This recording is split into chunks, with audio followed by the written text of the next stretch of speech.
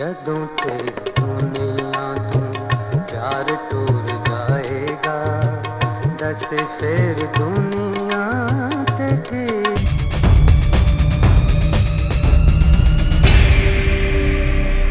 इनकलाबी के साथ मैं हूं शाहिद नज़ीर चौधरी। दोस्तों, पाकिस्तान के वर्सटाइल अदाकार इकबाल हसन की बात करेंगे, जो अलाउद्दीन के बाद एक वर्सटाइल अदाकार बन गए थे, रोमानवी हीरो बने थे। मगर इससे पहले एक बड़ी लंबी दास्तान है।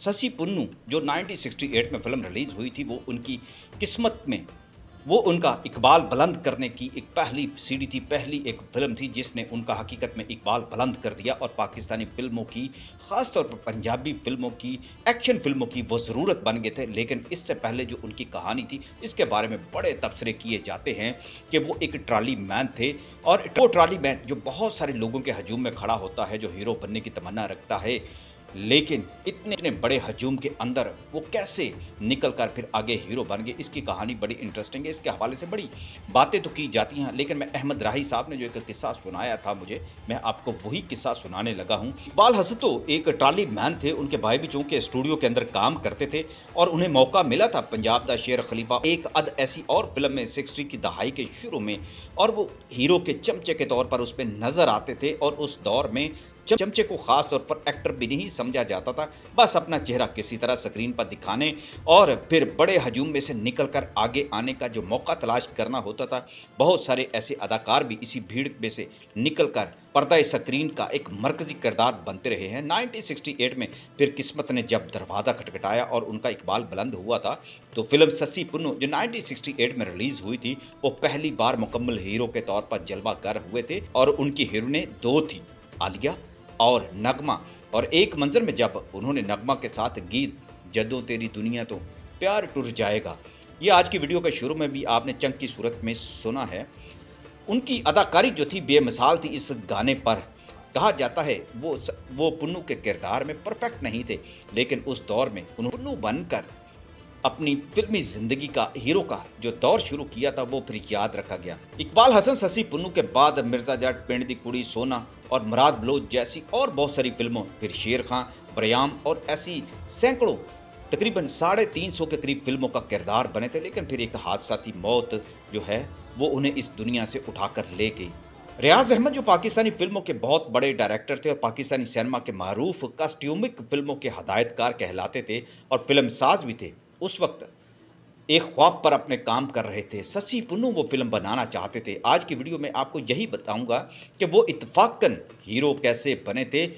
असल में लाला सुधीर की जिद की वजह से या उनके इनकार की वजह से हकीकत यह है कि वो हीरो बन गए थे। और ऐसा होता है जब भी किसी दूसरे अदाकार को हीरो बनने का मौका मिलता है, तो सूरज नए सिरे से तलू होता है। और किसी बड़े अदाकार के रास्ते से हटने के बाद उसका सूरज है वो फिर हकीकत में तलू हो जाता है। रियाज अहमद के जहन में सिर्फ एक ही पुन्नू था, लाला सुधीर। वजह भी साफ थी।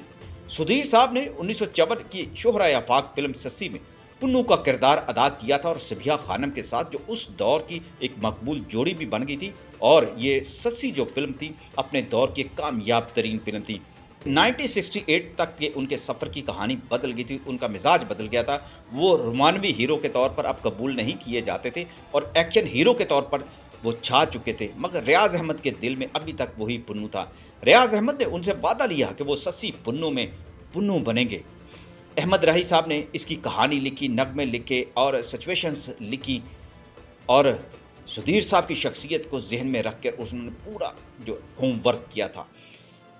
गीतों की धुनें भी तरतीब दी जा चुकी थी। रहमान वर्मा जो अक्सर रियाज अहमद के साथ काम किया करते थे और उस्तादों के उस्ताद थे, वो उनके गाने भी कंपोज हो चुके थे, लोकेशंस भी फाइनल हो चुकी थी, शूटिंग का सामान भी पहुंच चुका था और फिल्म का पहिया भी चल पड़ा।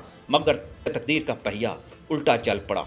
शूटिंग के कुछ ही दिन बाद सुधीर साहब ने किसी गैर मुतवक्को मजबूरी या बीमारी के बायस फिल्म छोड़ दी। लेकिन रियाज अहमद को ये बात मालूम हो गई थी। अहमद राही साहब के साथ उन्होंने शिकवा किया कि मेरे कानों तक ये बात पहुंची है कि सुधीर साहब ने कहा है कि अब अगर उन्होंने पुन्नू बनने का किरदार कबूल कर लिया और एक रोमानवी हीरो के तौर पर फिल्मों में आए, तो एक्शन हीरो के तौर पर उनका करियर ख़त्म हो जाएगा। सुधीर साहब ने एडवांस वापस कर दिया था, मगर इस झटके ने रियाज अहमद की बुनियादें हिला दी थी। सुधीर के साथ उनका बड़ा गहरा ताल्लुक था। वो उनकी ज़्यादातर फिल्मों में काम कर चुके थे, हीरो आ चुके थे। सुधीर या अकमल, दो ही उनके हीरो हुआ करते थे हर फिल्म के अंदर। फिल्म का पूरा प्रोजेक्ट दांव पर लग गया। उनके पास ना कोई मुतबादल हीरो था, ना वक्त, ना मजीद सरमाया, और अकमल ने तो पहले ही इससे माजरत कर ली हुई थी।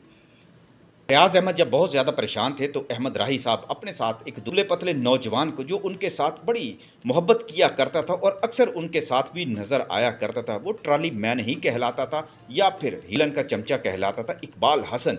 वो कैमरे, लाइट्स और सेट पर सामान रखता था, मगर उसकी आंखों में एक अजीब चमक थी। जब वो अहमद राही साहब के साथ रियाज अहमद के पास आया दफ्तर में, तो रियाज अहमद अफसुर्दगी के आलम में दफ्तर में बैठे थे। अहमद राही ने इकबाल हसन की तरफ इशारा किया, रियाज, इस लड़के को मौका दो, शक्ल भी अच्छी है, आवाज़ भी बारी है, स्क्रीन टेस्ट ले लो, मुझे लगता है ये आने वाले वक्त का सुधीर होगा। रियाज अहमद ने बेदिली से इकबाल हसन को बुलाया। स्क्रीन टेस्ट में वही मुकालमे दिए जो सुधीर के लिए लिखे गए थे। इकबाल हसन ने जैसे ही मुकालमा अदा किया, मैं पुन्नू हूँ जो सस्सी के इश्क में अपनी जान तक हार सकता है। उसकी आवाज़ में इतनी सच्चाई, जज्बा और सादगी थी कि पूरे सेट पर सन्नाटा छा गया था। और रियाज अहमद ने कहा कि यही जो डायलॉग हैं ये इकबाल हसन पर फिल्माए जाएंगे। अक्सर ऐसा होता है कि जब फिल्म का हीरो बदल जाता है और उसको चूँकि मकालमे उसकी शख्सियत को मद्देनज़र रखकर लिखे होते हैं, क्योंकि उसके बोलने का स्टाइल जो होता है वो एक अंदाज़ लिए होता है, और अक्सर फिर हदायतकार और राइटर जो हैं उन मकालमों को बदल देते हैं। इसलिए ज़्यादातर राइटर जो होते हैं, मकालमा निगार होते हैं, वो सेटों पर मौजूद भी होते हैं, ताकि जब कोई एक्टर जब कोई मकालमा बोलते हुए अटकता है तो उसको मकालमे को बोलने में उसको दिक्कत होती है, तो वो उसको तब्दील कर दें। रियाज अहमद और अहमद राही ने दोनों ने फैसला किया कि इकबाल हसन के लिए मुकालमे बोलना मुश्किल नहीं है, अगर ये थोड़ा सा लंबा कोई भी मुकालमा उनके लिए लगता है। लेकिन इकबाल हसन ने कहा, मैं इसकी प्रैक्टिस कर लूँगा। और फिर ऐसा ही हुआ। यूँ एक ट्राली खींचने वाला आम सा नौजवान इकबाल हसन किस्मत के एक मोड़ पर हीरो बन गया था, और ये मौका उन्हें अहमद राही साहब की वजह से भी मिला था।